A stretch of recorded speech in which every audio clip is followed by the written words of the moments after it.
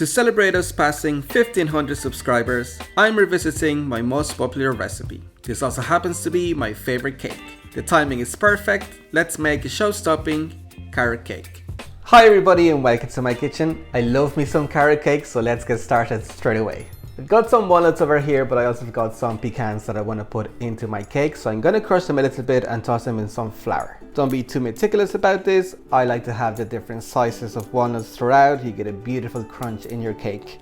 We want to coat them in the flour so they get evenly distributed in the batter and they don't sink to the bottom as you're baking. Now we're going to mix in our dry ingredients. So I've got some flour here. I've got my baking soda and baking powder, and some spices for beautiful flavor. Got some cinnamon, nutmeg, and my super secret ingredient that I love in carrot cake, cardamom. I'm just gonna sift all that in. With that done, we can mix our wet ingredients.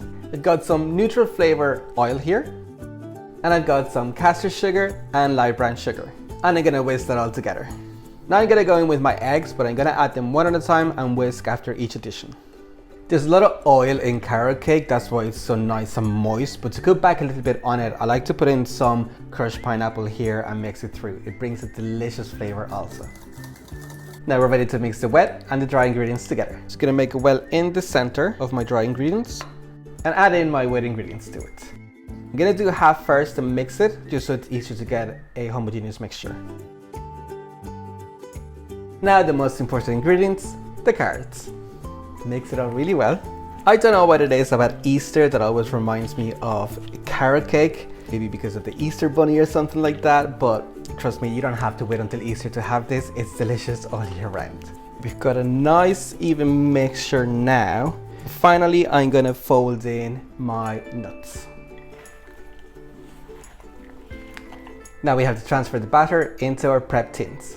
I've got 3 6-inch baking tins here and I've prepped them by buttering them. Then I've got some parchment paper and I coated them with flour also.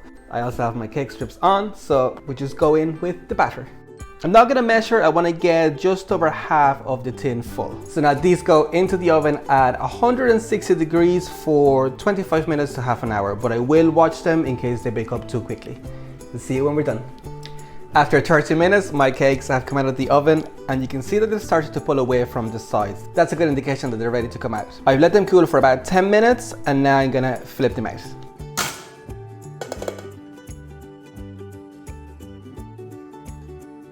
Perfect, I'm gonna let them cool completely. While we wait, we can make our delicious cream cheese frosting. My sponges are cooling. I actually have them in the fridge because that'll help to set them a little bit and it'll make it easier to pipe later. For now, we'll prepare our frosting. I've got some butter which has been sitting at room temperature, going straight into a bowl. And I also have some delicious cream cheese. I absolutely love cream cheese frosting. It's so delicious. And I'm just gonna beat this up with a hand mixer until it becomes nice and smooth and a little bit pale. Now slowly I'm gonna add in my icing sugar, but I'm gonna put it through a sieve to make sure that I get rid of any lumps. Always start mixing at a low speed. You don't want the icing sugar to fly up everywhere. And don't forget to go in with the spatula every once in a while to make sure you've got no dry icing sugar on the sides or at the bottom. My cream cheese frosting is now ready. It's a beautiful consistency and it's absolutely delicious. I love this stuff. All right, everything's set up so we can start assembling our cakes. I'm gonna put a little dollop of my frosting at the bottom just to hold my bottom layer in place. Then I'm gonna go in with the first layer, try to get it centered. And you can see it baked up nice and even, which is great. Now I've got my piping bag with frosting, so I'm gonna put a circle on top of this layer. Just remember when you're doing your frosting in between the layers, don't overdo it because there's gonna be weight put on them, so it might spread a little bit on the outside. But this is looking good. You do want to get a good ratio of sponge and cream cheese frosting though, because it's the most delicious part. For the last layer, you want to make sure you get the straightest part over the top because that will help you then when you're trying to even out the sides and the top. When I do a carrot cake, I always like it to be very rustic looking, so I'm gonna go for a semi-naked look. Let's just get to it.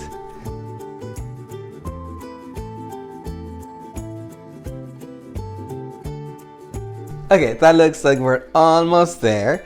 I'm just gonna try to clean up the edges a little bit just on the top using my offset spatula. I finished icing my cake now, and it looks exactly like I want. I don't want it to be perfect. I want to see bits of the cake showing through the frosting, so this is perfect for me. I've got some crushed walnuts here that I want to put around the bottom of the cake. My turntable has this function where you can tilt the cake. Oh, I'm scared. I can now grab the walnuts and just gonna put them on the side. That was way too stressful. Let me pick up the bits that haven't stuck and go at it again, just very carefully. And now for the final thing, I've got some pecans here, which I'm gonna put on the top. And that's it, our beautiful carrot cake. I need to put this in the fridge immediately before it melts on me, and then we can cut ourselves a slice. I love and hate this part because I have to cut into the cake, which I think looks beautiful as it is, so I don't want to ruin it, but also I really want to get this in my mouth, so let's just do it.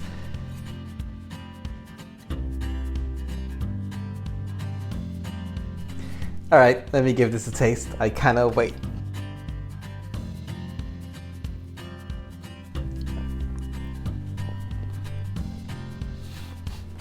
That is gorgeous. Oh wow. The cake is so moist. It's full of nuts as well, so the texture is delicious. It's crumbly, but that cream cheese frosting, oh my god, it's just fantastic. You get a hint of that cardamom, which I love so much in this cake also. It brings something so interesting to it. It's just amazing. There's nothing else I can say. Those of you that have been following the channel for a while may have noticed this is the exact same recipe as our carrot cake loaf. I just split it into 3 6-inch rounds to give it this nice tiered cake. That video happens to be one of my most popular ones, so make sure that you check it out if you haven't already done so.